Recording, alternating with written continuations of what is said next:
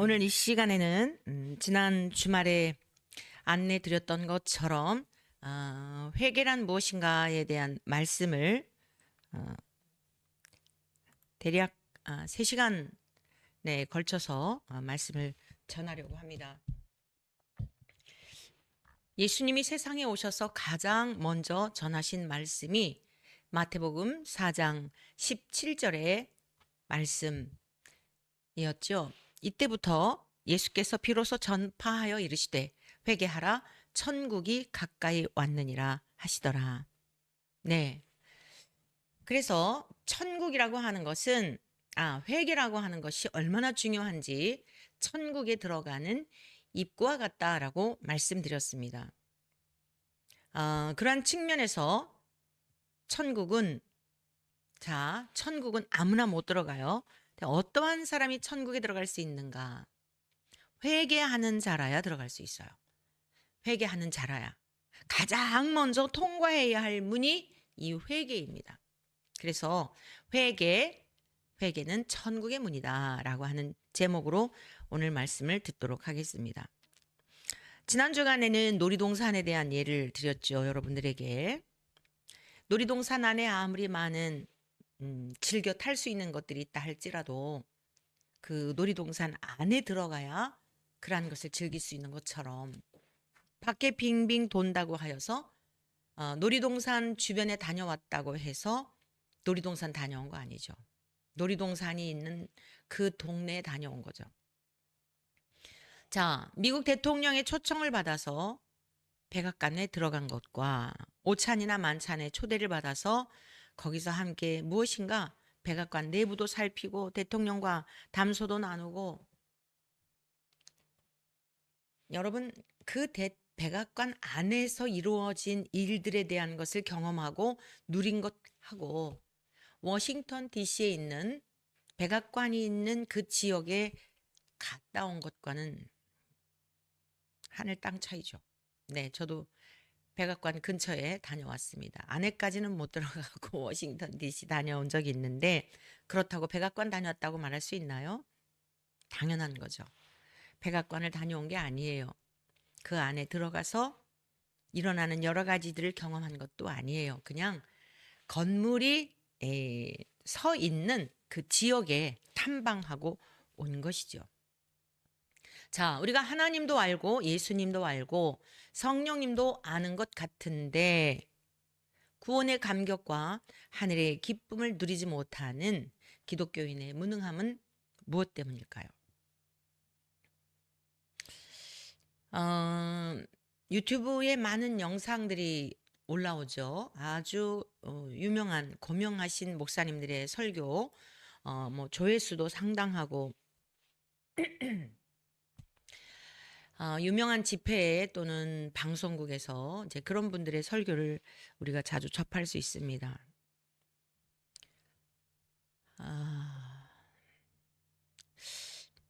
제 입장에서는 제가 성경을 보는 입장에서의 아쉬운 부분은 무엇인가 하면 여러분 안에 우리 하나님이 거룩하신 성령님으로 계시는 것을 믿으십니까? 네, 그런데 어떻게 성령님이 예수 그리스도의 사람들 속에 임재하시는지 그 과정에 대한 것 이것이 너무 가볍게 다뤄지고 있다고 하는 것이 제가 보는 안타까운 마음이에요. 그러니까 예수님이 여러분 안에 계십니다. 하나님이 우리와 함께 하십니다. 여러분 이 믿음을 가지고 이기십시오.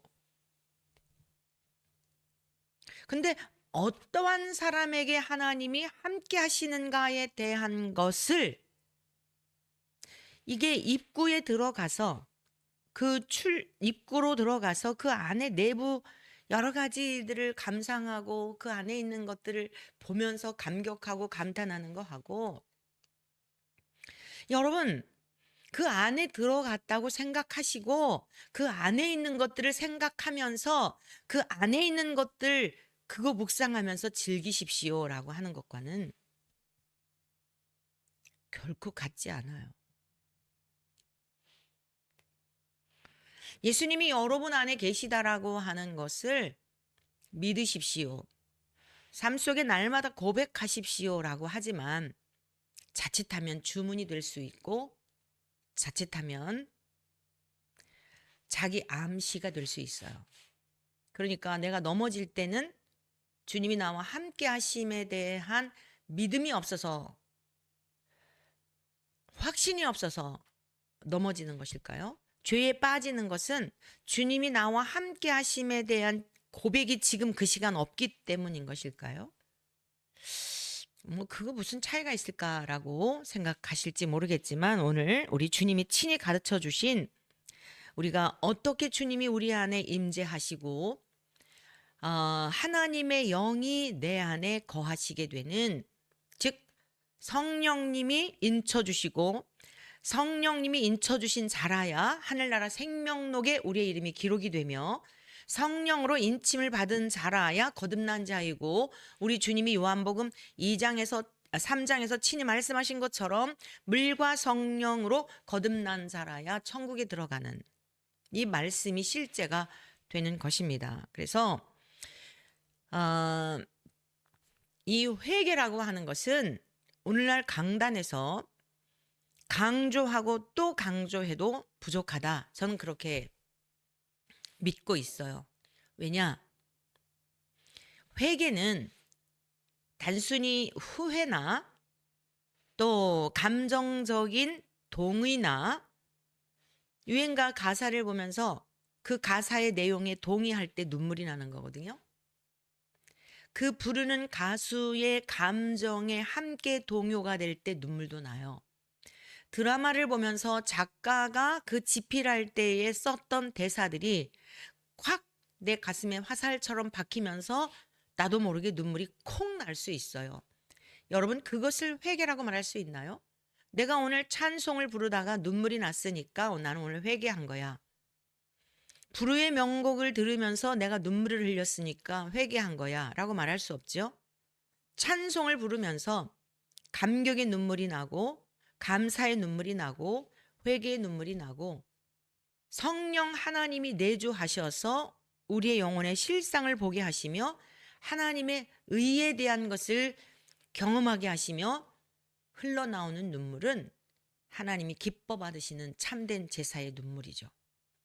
성령님이 우리 안에 계셔서 죄에 대하여 윤리적이고 도덕적인 어떤 그 죄를 말하는 게 아니라, 윤리적으로 도덕적으로 지키며 살 수 없는 그 연약함, 노력을 하는데도 안 되는 나의 연약함, 내 심연에 내 영혼 뿌리 깊이, 내 체질적으로 뼛속 깊이 스며 들어와 있는 죄의 본성에 대한 것을 보게 하시는, 내 힘으로도 노력으로도 의지로도 아무리 선한 행동을 하려고 하여도 할 수 없는 내 속에서 솟구쳐 오르는 생각들, 행동화하지는 않았지만 내 속에 찌들어 있는 악한 생각들, 그때는 옳았는데 지나놓고 보니까, 그리고 그 생각대로 했는데 보니까 악의 열매를 맺게 된 그러한 것들을 깨달으면서, 나는 어느 것 하나 자랑할 게 없는 나의 의라고 하는 것은 하나님 앞에 부끄러운 것밖에 없구나. 그래서 주님의 의를 붙들고 주님의 말씀 앞에 조명하여 성령님이 나를 보게 하시는 그 죄에 대한 것들을 하나님 앞에 고백하며 위로부터 부어주시는 평안, 위로부터 공급해 주시는 은혜, 내 안에 내주하시는 성령님께서 우리를 죄를 이기도록 이끌어 가시고, 어떠한 상황 속에서 주님이 내 안에 계셔, 주님이 나와 함께 하시니까 이걸 믿어야 돼 라는 것보다도 내 안에 계신 성령님께서 죄에 대하여, 의에 대하여, 심판에 대하여 가르쳐 주시고 깨우쳐 주실 때에, 이렇게 살면 안 되겠구나, 내 힘으로는 안 되기 때문에 쉬지 말고 기도하라. 주의 말씀이 떠올라서, 주님, 이것이 저의 모습입니다. 제 안에 의로운 것이 하나도 없습니다. 죄를 이길 힘이 없습니다. 어찌하면 좋겠습니까? 애통하는 마음으로 성령님이 이끌어 가시고, 온유하고 겸손하신 주님의 성품이 전가되고, 주님의 그 능력으로 어느 순간 보니까 죄를 이기게 되고, 내가 이런 사람이 아니었는데 변화된 모습들을 발견하게 되는 그런 여정입니다. 그래서 좀 더 자세하게 회개에 대한 것, 그동안 여러분들이 에베소서 강의할 때도 드렸던 말씀이지만 좀 더 이 시간 다시 살펴보도록 하겠습니다. 자, 베드로가요. 예수님의 선택을 받아서 직접 말씀을 들었고 기적도 경험하였습니다. 저와 여러분들이 경험하는 넘어지는 순간도 있었습니다. 그뿐만이 아니라 가장 마지막까지 우리 주님의 곁에 있어야 할 베드로는 주님이 십자가 우리 주님께서 그 재판을 받으시고 하는 그러한 장면에도 같이 갈 수 없는 마음의 두려움, 무엇에 대한 두려움이었을까요? 목숨에 대한 두려움입니다. 살고자 하는 그러한 욕망, 이것을 제어하지 못하고 예수님을 모른다고 부인했던 연약한 베드로였습니다. 사람의 눈치를 보았지요. 사람을 두려워했었죠. 그러던 그가 우리 주님이 끝까지 용서해 주시고 용납해 주시고 기다려 주시고 또 찾아와 주시는 그 은혜로 말미암아 오순절 마가다락방 우리 주님의 약속을 붙들고 오순절 마가다락방에서 주님이 약속하신 성령님이 오시기까지 기다렸죠. 그리고 하나님의 때가 이름에 성령의 충만하심을 오순절 마가다락방에 앉아 기도하며 회개하며 주님이 하셨던 말씀들을 기억하고 묵상하며 나누며 그들은 천상의 자리를 이미 오순절 마가다락방에서도 경험한 거예요. 그랬을 때에 하나님의 신이 성령 하나님이 예수 그리스도의 영이 그들을 온전히 사로잡아 주시어서 성령의 충만함을 입게 된 겁니다. 그들의 생각이나 그들의 가치관이나 경험이나 그동안 생각했던 여러 가지들이 바꿔지는 거예요. 생각이 바꿔지는 겁니다. 회개라고 하는 게 뭐냐면 생각을 달리하다 이런 뜻이거든요. 생각을 달리하는 거예요. 목숨에 대해서 벌벌 떨었던 그 생각의 지배를 받았는데 성령 하나님이 임하시게 되니까 전혀 죽음도 두렵지 않은 거예요. 생각이 바뀌어진 겁니다. 생각의 전환이에요. 이게 회개예요. 성령 하나님이 오시면 그것을 바꿔주시는 거예요. 자, 그래서 이전에는 비겁한 사람이었고 눈치를 보았고 예수님과 함께 같은 당이다라고 심지어 여종조차도 베드로에게 그러한 이야기를 직언을 한 거예요. 베드로에게 사실은 그 여종이 거짓말을 한 게 아니라 베드로가 거짓말을 한 거예요. 그 여종 하나도 이길 힘이 없었던 거예요. 변박할 능력이 없었던 거예요. 당당할 힘이 없었던 거예요. 성령의 사람은 어때요? 그래, 나 예수의 사람이다. 나 예수님과 함께 있었다. 나 예수님에게 사랑을 받은 자야 라고 했어야 하는 거 아니겠어요? 그런데 그럴 능력이 없었습니다. 그러나 성령님께서 오순절 마가다락방에 그를 사로잡아 주셨을 때 완전히 변화되었습니다. 세상도 사람도 두려워하지 않았습니다. 사람의 신분과 지위에 따라서 기죽지도 않았습니다. 앞과 뒤가 다른 이중적인 그런 삶일 수 없었습니다. 예면 예요 아니면 아니요라고 담대하게 주님으로부터 배웠던 그 말씀을 선포하는 주님의 제자의 그 직임에 맞는 삶을 살게 된 것입니다. 변덕스러웠던 사람이 한결같은 사람이 되었습니다. 베드로가 전하는 복음이 힘이 있었습니다. 여러분, 복음의 능력이 왜 나타나지 않는 걸까요? 앞과 뒤가 다르고 자기도 믿지 않는 하나님을 전하니 무슨 듣는 사람도 알고 자기도 아는데 능력이 나타날 수 있겠습니까? 사도행전 2장 36절의 말씀입니다. 베드로의 설교입니다.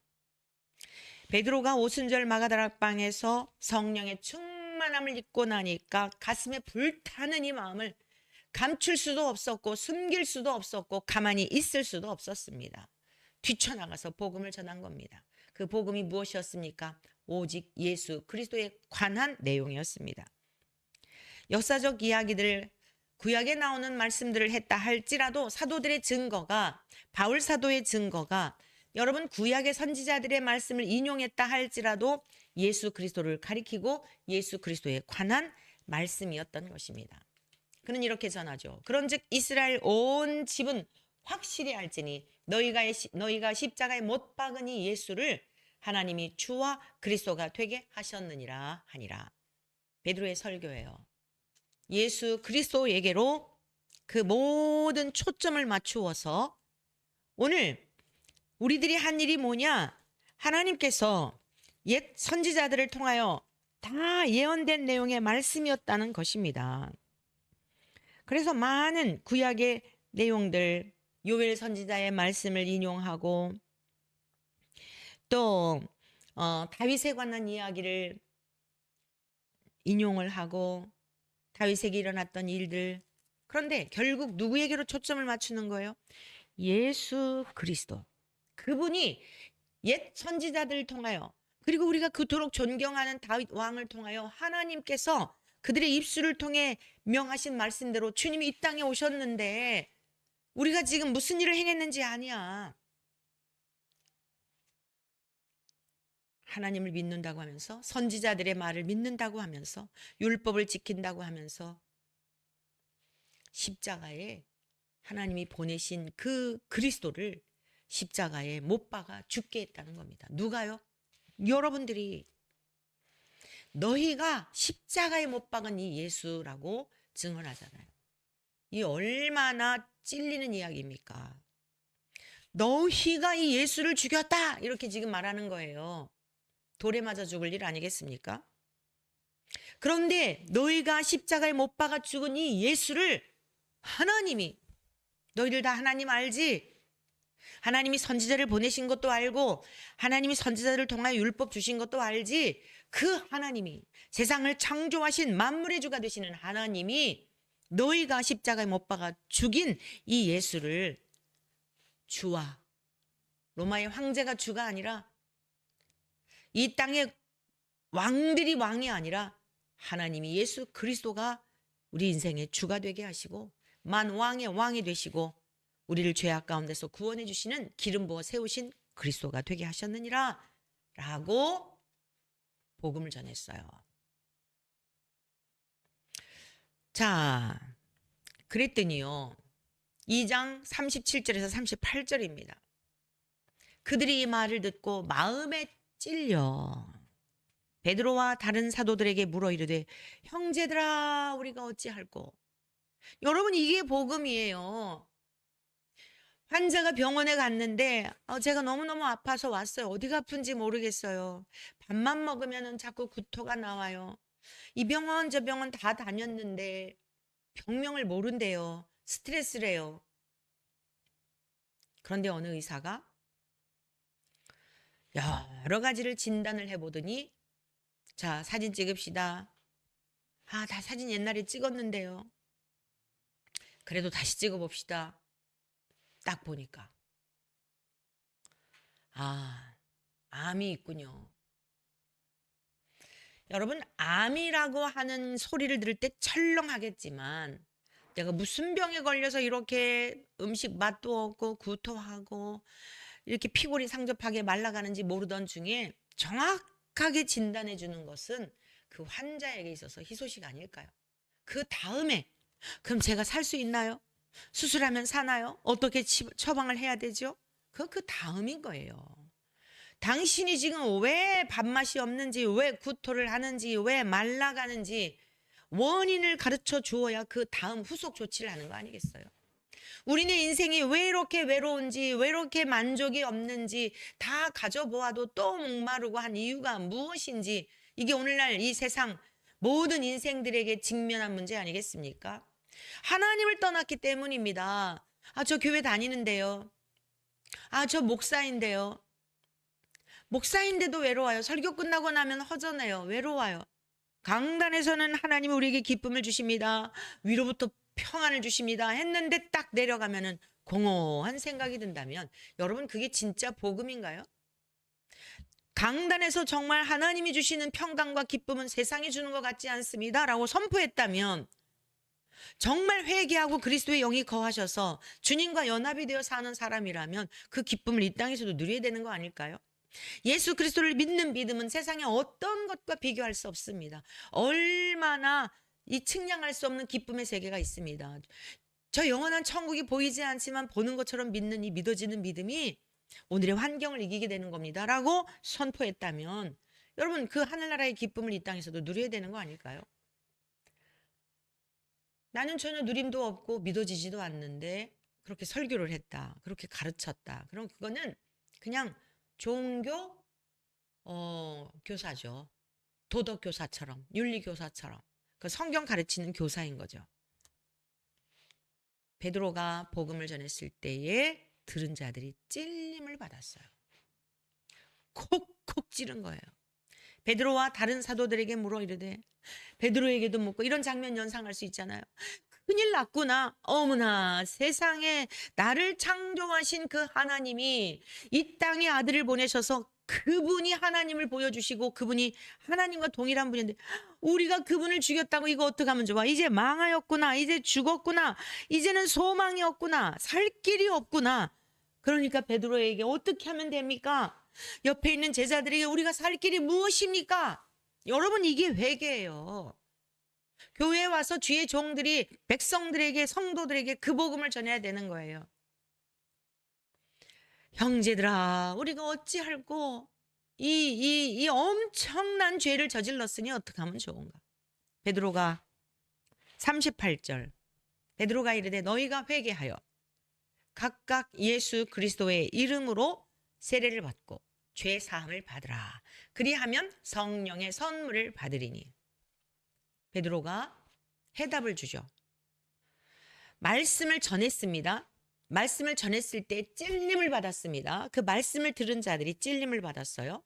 예수님의 죽으심이 나의 죄 때문이라는 것을 이 복음을 듣고 나서 알게 된 거예요. 복음을 듣고 나서 알게 되니까 큰일 난 거예요. 망하게 된 거예요.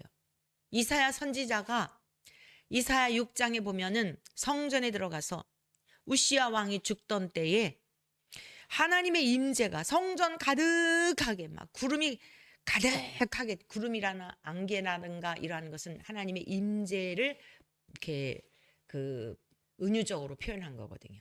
하나님의 성전의 임재가 가득함을 볼 때에 오라 나여 망하게 되었도다. 나는 부정한 사람이로다.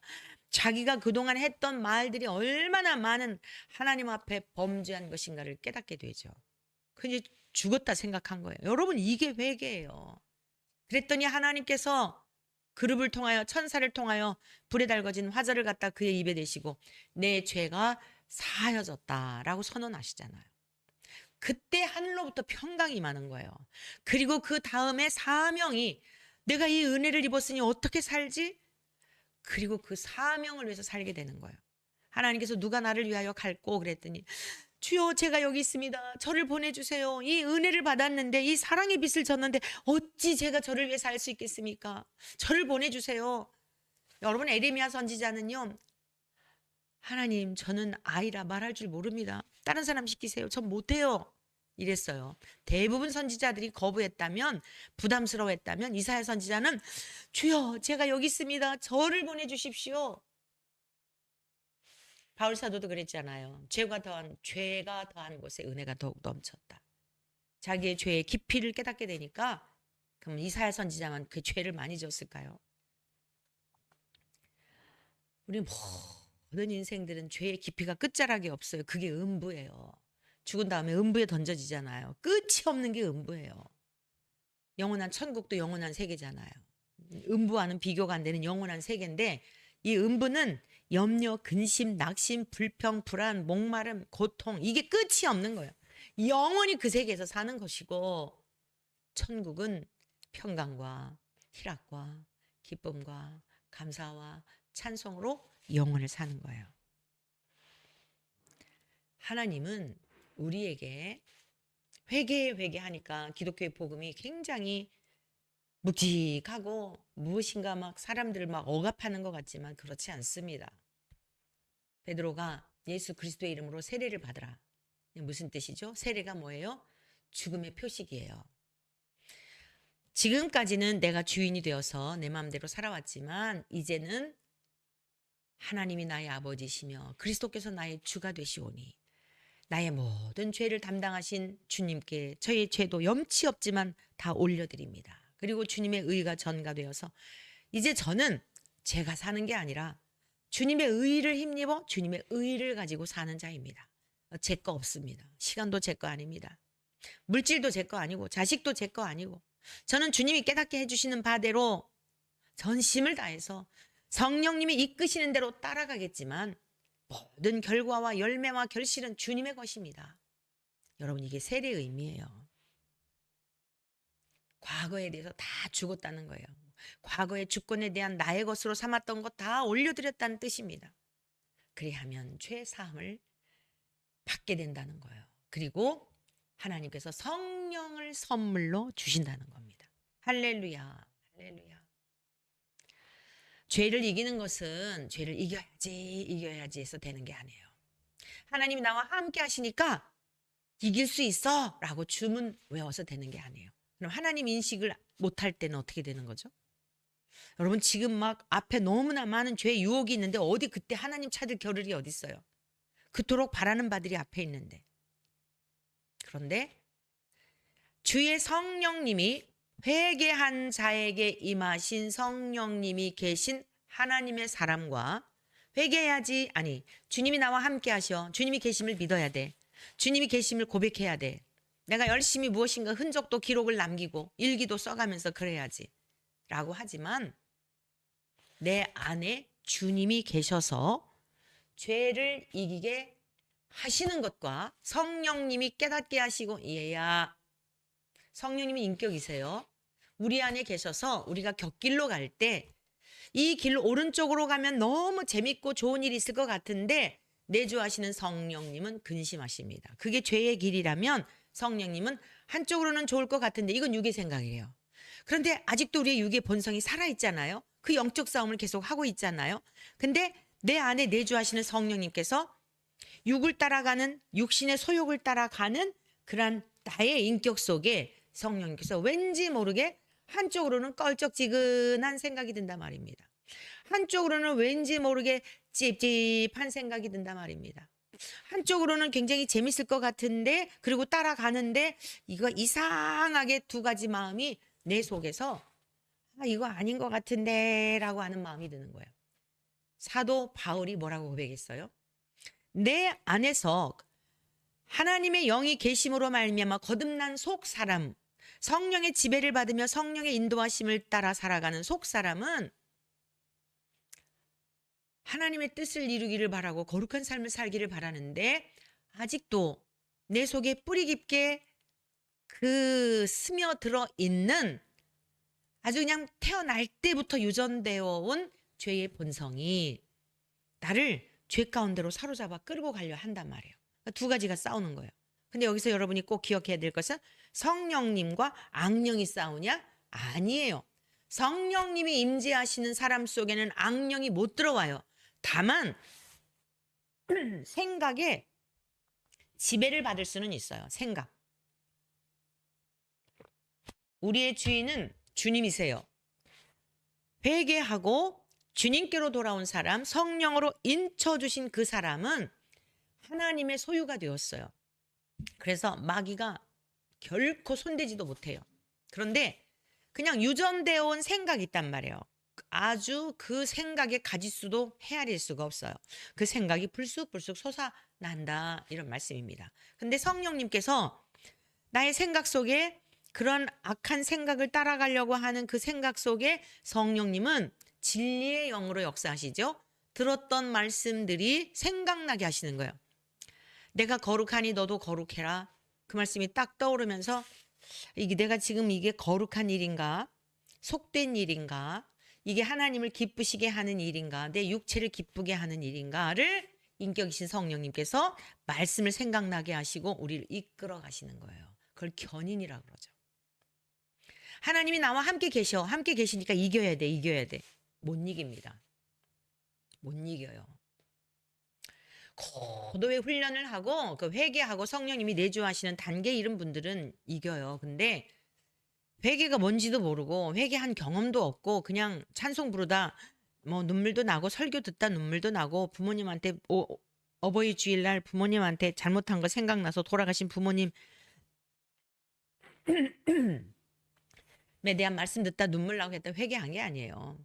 회개는 철저하게 하나님과 나와의 관계성 속에서 완전히 소망이 없는 우리들에게 성령님이 보게 하시는 은혜로 하나님이 성령님을 통해서 보게 하시는, 그리고 내 실상을 보게 하며 새롭게 된 상태를 말하는 거예요. 그래서 자, 이제 회개에 대한 건 좀 더 구체적으로 들을 거니까 사도행전 2장 39절에서 41절의 말씀을 좀 더 보시고 회개란 무엇인가에 대한 거를 구체적으로 좀 듣도록 하겠습니다. 자, 보시겠습니다. 이 약속은 너희와 너희 자녀와 모든 먼데 있는 먼데 사람 곧 주 우리 하나님이 얼마든지 부르시는 자들에게 하신 것이라. 그러니까 당대의 초대교회에 일어났던 이 성령의 역사하심이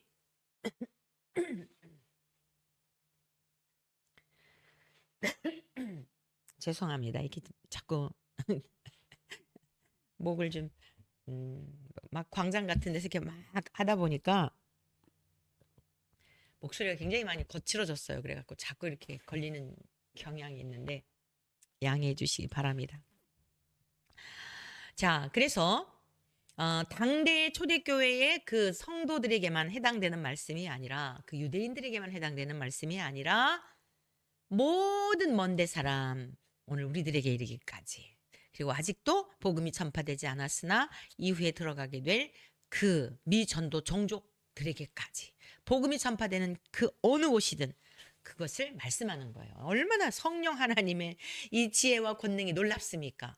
베드로라고 하는 이 사람은 뭐 강원도 정도의 그런 어떤 이스라엘 땅이 굉장히 작잖아요. 그 작은 정말 모든 민족 가운데 가장 약소한 민족이고 작은 땅덩어리에서 태어난 베드로가 어떻게 이런 설교를 할 수 있을까요? 모든 먼데 사람 곧 주 우리 하나님이 얼마든지 부르시는 자들에게 하신 것이라 하고 또 여러 말로 확증하며 권하여 이르되 너희가 이 패역한 세대에서 구원을 받으라 하니. 이것은 성경에 기록된 말씀만이 아니라 오늘에 이르기까지 계속적으로 이 역사는 일어나야 하는 것입니다. 그래서 41절 그 말을 받은 사람들은 세례를 받음에 죽음의 표식이라 그랬죠? 네, 알겠습니다. 이제는 과거와 단절이 되고 새로운 피조물로서 주님이 주인이 나의 주인이 되어 주님 모시고 살아가겠습니다 라고 하는 죽음의 표식이 세례란 말이에요. 이날에 신도의 수가 3천이나 더하더라. 이 3천 명은 이미 예수님에게서 복음을 들었고 예수님에게서 기적을 경험하였고 떡도 먹었던 그런 사람들인 것을 얼마든지 추정해 볼 수 있어요. 그러니까 우리 주님께서 씨를 뿌렸고 제자들을 통하여 이렇게 거두게 하신 겁니다. 자, 그러면 우리 주님께서 직접 이 회개란 무엇인가? 회개하고 성령을 받은 베드로가 나가서 복음을 전했을 때 그 복음의 메시지를 통해서 어떠한 역사가 일어나는지를 지금 우리가 보았는데 우리 주님이 직접 회개에 대한 말씀을 가르쳐 주신 누가복음 15장의 말씀을 중심해서 우리가 이제 들어보겠는데 누가복음 15장에는 세 가지의 비유로 회개에 대한 걸 말씀하셨어요. 첫 번째가 잃은 양을 찾은 목자의 비유입니다. 누가복음 15장 1절 2절에 있는 말씀인데 모든 세리와 죄인들이 말씀을 들으러 가까이 나오니 바리새인과 서기관들이 수군거려 이르되 이 사람이 죄인을 영접하고 음식을 같이 먹는다 하더라.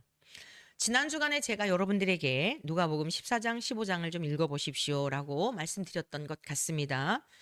자, 성경을 토막토막 읽지 마시고 정말 바람직한 거는 창세기에서부터 요한계시록까지 66권이지만 한 권을 보듯이, 아니 한 장을 보듯이 이렇게 성경을 보는 훈련을 하시면 좋을 것 같아요.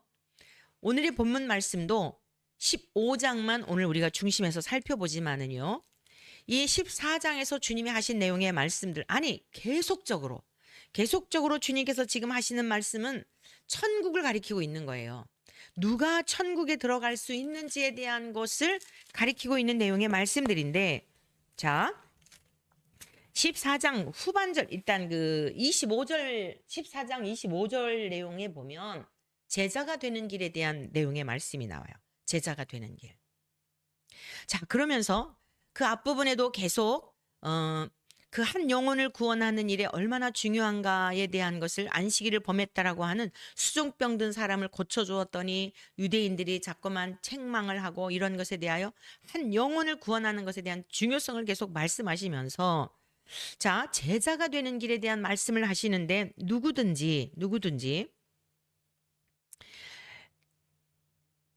주님을 따르려고 한다면 자기 부모와 처자와 형제와 자매와 더욱이 자기 목숨까지도 미워하지 아니하면 능히 내 제자가 되지 못하고, 여기서 형제든지 부모든지 누구든지 주님보다 그것을 더 사랑하면 이란 뜻이에요. 그럼 합당하지 않다는 거예요.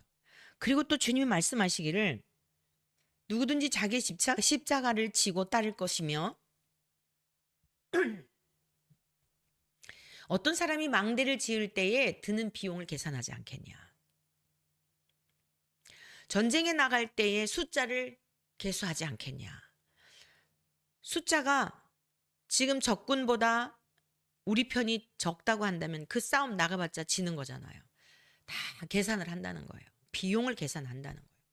그러면서 또 소금에 대한 말씀을 하셔요. 뜬금없는 것 같잖아요.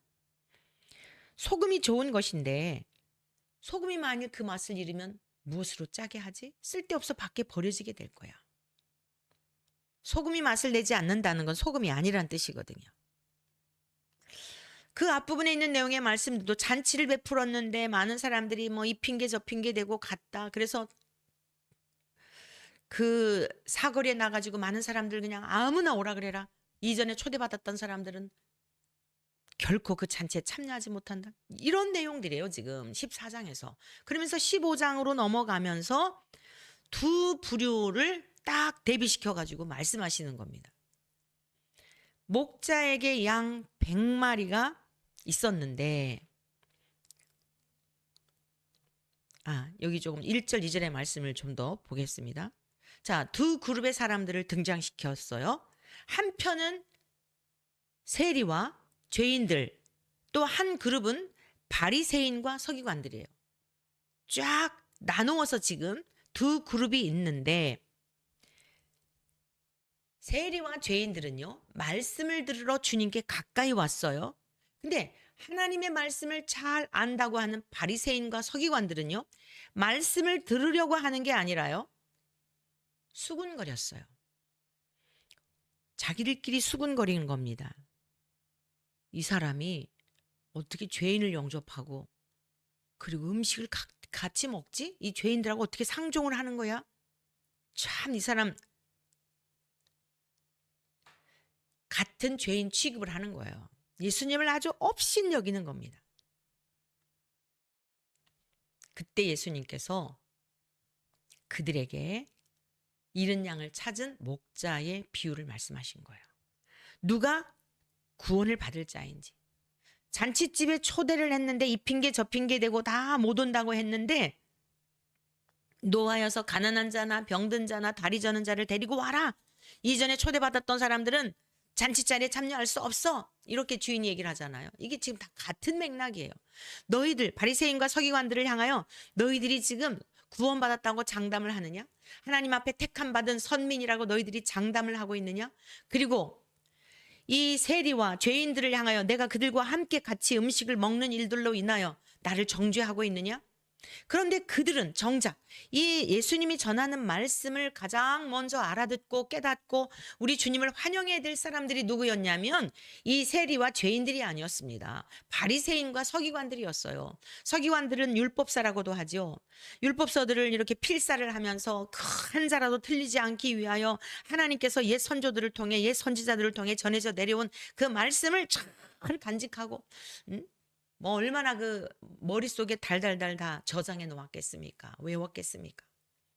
그런데 말씀이 육신이 되신 주님의 말씀을 들으려 하지도 않고 가까이 오려 하지도 않고 오히려 정죄하고 참소하고 판단하였던 것입니다. 마귀는 정죄하는 자, 참소하는 자, 이간질하는 자잖아요. 그러한 성향을 그대로 가지고 주님을 대접하는 겁니다. 주님을 하나님의 말씀으로 대접하는 게 아니라 마귀의 그 본성을 가지고 자연인으로 태어난 율법을 잘 안다고 하면서도 그러한 것을 가지고 우리 주님을 대적하고 있는 것이에요. 그래서 주님이 누가복음 15장 3절과 4절의 말씀을 통해 이렇게 말씀하셨어요. 예수께서 그들에게 이 비유로 이르시되 너희 중에 어떤 사람이 양 100마리가 있는데 그 중에 하나를 잃으면 99마리를 들에 두고 그 잃은 것을 찾아내기까지 찾아다니지 아니하겠느냐라고 그들에게 질문을 던졌어요. 양 100마리가 있었어요. 어떤 목자에게. 자, 우리는 여러분들은 어떻습니까? 많은 수에 열광을 하잖아요. 많은 수가 있으면 무엇에 힘이 있는 것처럼 그러잖아요. 오늘 제가 아침에 단톡방에 여러 곳에 또 감독회장님과 감독님들에게도 몇 분 감독님들에게도 보내드렸어요. 지난주에도 지난 주말에도 토요일에도 올려드렸어요. 지금 광화문 광장 앞에 우리가 기도회 하는 곳에 감리교회에 목사의 이름으로 금식 기도를 하고 있어요. 노동법 2조 3조 국회에서 통과되었다 그래요. 지난번에. 그래서 이제 대통령에게는 거부권이 있잖아요. 이것이 국가의 국익에 반하고 백성들에게 유익이 되지 않을 것 같으면 거부할 수 있는 거부권이 있는데, 만약에 국회에서 지금 통과된 이 노동법을 거부하면 탄핵시키겠다, 이렇게 으름장을 놓고 우리가 지난주 월요일 날 기도회 갔을 때 민노총에서 그 노조법 그거 거부권 행사하면 탄핵한다 이래가지고 집회한 거였거든요. 근데 지금 그날부터 지금 뭐 천막치고 그러고 있더라고요. 오늘 막 여러 가지 사진을 누가 올린 거를 보내줘가지고 보았는데, 여러분이 이 노조법 2조 3조 이거에 대한 이제 뭐 개정안이나 이런 거겠죠. 기존에 있었던 것을 좀 더 뭐 개정을 한 거겠죠. 어찌됐건 국회에서요, 야당이 워낙 다수이니까 통과가 됐어요. 이 법이 어떤 폐해가 있냐면, 자, 아주 근사하긴 하죠. 노동자들을 위한 것 같고 비정규직 그런 그 일하는 분들을 위하는 것 같지만 귀족 노조들을 위한 거예요. 그러니까 쌍용, 이게 이제 노란 봉투법이라고 하는 이 이야기가 어디서부터 나왔냐면, 쌍용 자동차가 한동안 막 그 폐업을 하고 막 이러고 그랬잖아요. 그래서 이제 법적으로 이렇게 해가지고 뭐 25억인가 얼만가를 아마 배상을 해줘라 어쩌고 이랬나 봐요. 그런데 노동자에게 노란 봉투를 어떤 시민이 주었나 봐요. 위로금으로. 그래서 그게 뭐 또 뭐 얼마가 거쳤대나. 이러한 것들을 이제 합법화해 주라는 거예요. 그래서 그러니까 노동자들이 그 무엇인가 폐업을 하고 그러면은 파업을 하고 이러면 회사에 손해가 있잖아요. 그러면 기업주로서 이 민노총이 얼마나 거대합니까? 거기 이제 막 데모하고 막 이러고 그러면 거기 들어가 있는 이 직원들이 이 회사 일은 안 하고 그 위에 억압에 의해서 거기 나가야 되는 거예요. 근데 실제로 제가 그 노조에 가입되어 있던 분 얘기 들어보니까요, 악행이 보통 심각한 게 아니더라고요. 매월 회비로 뺏어가는 거며, 거기 안 나오면 왕따 당하는 거며, 그 민노총 이런 거 집회할 때 안 나가잖아요. 그럼 찍히잖아요. 다른 데 직장 가지도 못한대요. 다. 이게 보통 악한 자들이 아니잖아요. 여러분, 그게 어떻게 돌아가는지 모르지만 거기서 빠져나온 분의 직접 이 얘기를 들었어요. 그리고 거기 지금도 가입되어 있는 분을 통해서도 들었어요. 내기 싫어도 회비 내야 된대요. 그거 어마어마한 거죠. 그래서 귀족 노조라 그러잖아요. 그러니까 예를 들어 제가 이제 예를 들어서 현대에서 그 직원들이 또 뭐 삼성 무슨 여러 기업들이 있잖아요. 그런 기업의 직원들이 거기 가가지고 회사 일은 안 하고 가서 그런 거예요. 그러니까 너무 오래도록 그래갖고 이게 회사에 불이익을 당했단 말이에요. 그럼 사주로서 이거 억울하다. 우린 정당하게 나름대로 이렇게 했는데 자꾸 뭐 올려달라고 그러면서 일은 안 하고 이러는데 이거 좀 해달라. 이러한 이 사주들이 그러한 것을 이 법적으로 갈 수 없는 법이에요. 그러니까 이 노동자들이 왕인 거예요. 수 틀리면은 나가가지고 누가 기업을 하겠어요. 그냥 우리 식구끼리 잘 먹고 잘 살지. 그 폐해가 누구에게로 가는 거예요? 자기들에게로 가는 거예요. 회사가 잘 돌아가야 자기네 자녀도 잘 되고 복지도 잘 되고 이런 거 아니겠어요? 그 몇 명의 위에 그 사람들, 그 다수라는 힘을 가지고 99마리의 그 힘을 가지고 한 마리를 우습게 여기는, 이게 지금 세상의 다 구조예요. 그런데 우리 주님은 뭐라고 말씀하셔요? 한 한 마리 그 양을, 잃어버린 한 마리 양을. 여기서 잃어버리다라는 이 뜻은요, 우리가 볼 때 그냥 이 울타리를 나간 것 같으니까 그런 정도로 목자의 눈에 시야에서 벗어난 이런 정도로 생각을 하잖아요. 근데 이 잃어버리다란 원어적 의미가 뭐냐면 완전히 파괴하다, 죽다, 손상시키다, 멸망하다라는 뜻이에요. 그 한 마리가 멸망할 수밖에 없고 완전히 파괴되었고 손상을 당한 그러한 존재라는 뜻이에요. 근데 여러분, 한 마리 잃어버린 양만 그럴까요? 99마리 양들은 안 그럴까요? 서기관과 바리새인들은 지금 영이 죽어 있는 상태가 아니었을까요? 우리는 이거를 원어적으로 해석을 해야만 알아듣지만 이 사람들은요, 주님이 직접 말씀하셨기 때문에 무슨 뜻인지 다 알아들어요. 해석할 필요가 없이. 그런데도 못 깨달은 거예요. 멸망한 상태에 있는 존재들이다, 너희들 다. 근데 그 한 마리가요. 자, 여기 보면은 찾아내기까지 누가 찾아내죠? 목자가 찾아간 거예요. 그러니까 지금 이 비유의 배경을 여러분 보세요. 죄인들이라고 생각하고 세리라고 생각하는 그들이 말씀을 들으려고 가까이 온 거예요. 말씀이 육신이 되신 주님이 오셔서 가장 먼저 알아보아야 할 바리새인과 서기관들, 요즘 말로 말하면 목사 그룹이라고 얘기할 수 있어요. 근데 이 사람들은 다 예수님을 배척하고 그러는데 그 말씀이 꿀송이처럼 달고 그 말씀이 생명이 있음을 막 사모하면서 주님께로 나온 그 영혼들을 볼 때 얼마나 귀중히 여기겠어요. 누가 구원받을 자인가 그 뜻이에요. 누가 회개할 자인가 이 뜻이에요. 여기서 찾아내기까지 찾아다니지 않겠느냐. 찾아낸즉 그랬죠. 여기서 찾다라고 하는 게 뭐냐면 얻다, 획득하다라는 뜻인데요. 깨닫다라는 뜻이 있어요. 찾아내기까지. 다른 말로 무슨 뜻이에요? 깨닫기까지. 이 지금 너희들이 비아냥거리고 비난하고 조롱하는 이 세리와 모든 죄인들, 이들은 어떻게 해서든지 내가 전하는 말씀을 깨달아 보려고, 알아보려고, 그 말씀을 믿어보려고 사모하는 마음을 갖고 말씀을 들으러 가까이 왔는데 배척하는 너희들 99마리 양과 같다는 거예요. 근데 여러분 보세요. 99마리는 어디 있었냐면 들에 있었어요. 그 한 마리를 찾아내기까지, 즉 깨닫게 되기까지, 깨달을 때까지. 그래서 이 깨닫는 게 굉장히 중요합니다.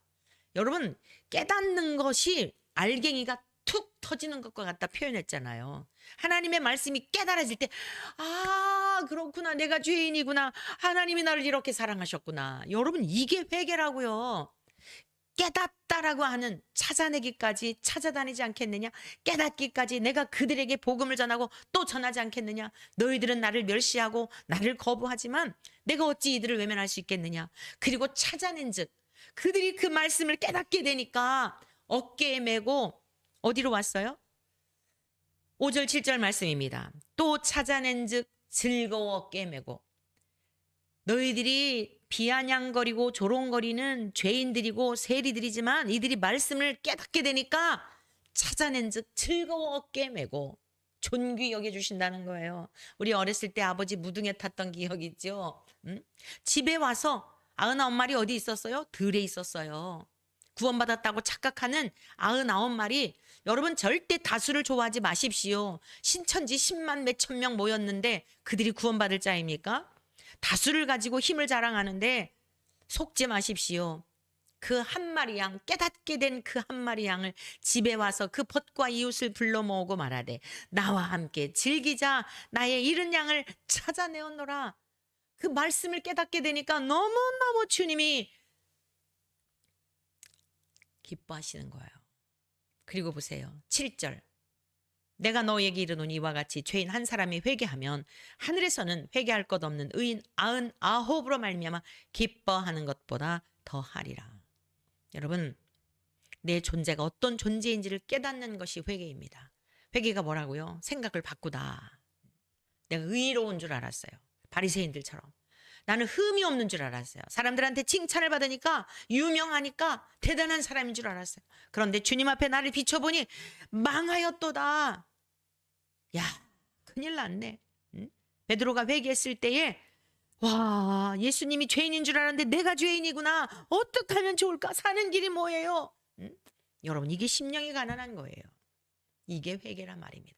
그 사람들 속에 잘 들어왔다. 오냐, 고맙다. 내가 얼마나 이 날을 기다렸는지 모른다. 그리고 이웃들을 불러 잔치한다 그랬잖아요. 기독교는 우울한 종교가 아니에요. 이 세상의 잔치 정도가 아니에요. 대통령이 만찬을 베풀어서 몇십 분, 몇 시간 그런 정도가 아니에요. 세세무궁토록 하나님의 나라에서 누구에게요? 깨닫게 된 자들. 자기가 죄인임을 깨닫고 하나님의 은혜를 깨닫고 하나님의 사랑을 깨닫고 그 사람들을 인쳐주셔서 성령님이 좌정하셔가지고 계속 이끌어 가시는 거예요. 죄를 이기게 하시고 환경을 이기게 하시고 사람을 두려워하지 않게 하시고 오직 하나님만을 두려워하는 이러한 사람으로 살아내도록 도우시는 거예요. 다 그 말씀이 그 말씀인 것 같지만 절대 그 말씀 같지 않아요. 하나님이 계신 걸 믿으세요. 믿으세요. 믿으세요가 아니라 하나님이 내 안에 계셔서 믿을 수밖에 없도록 확증시켜 주시는 거예요. 그래서 결국 잘못된 길로 갔다 하더라도 돌아올 수밖에 없고, 그래서 이제 두 번째, 세 번째 우리가 배우게 될 때에 좀 더 풍성하게 회개에 대한 의미가 무엇인지를 알게 될 것인데, 물론 여러분들 이 말씀을 청종하는 여러분들에게는 성령님께서 함께 하셔서 이 말씀을 사모하고 또 함께 은혜의 자리에 있는 것으로 그렇게 저는 여겨집니다. 그러나 다시 한번 우리의 믿음의 자리를 마음을 겸비하여 겸손한 마음으로 우리가 주님 앞에 더욱 은혜를 사모하며 주님이 내 안에 좌정하여 계시도록 깨끗한 심령, 이러한 심령이 되도록 사모하는 마음으로 더욱 주님 앞에 가까이 나아가는 저와 여러분 되시기를 소망합니다.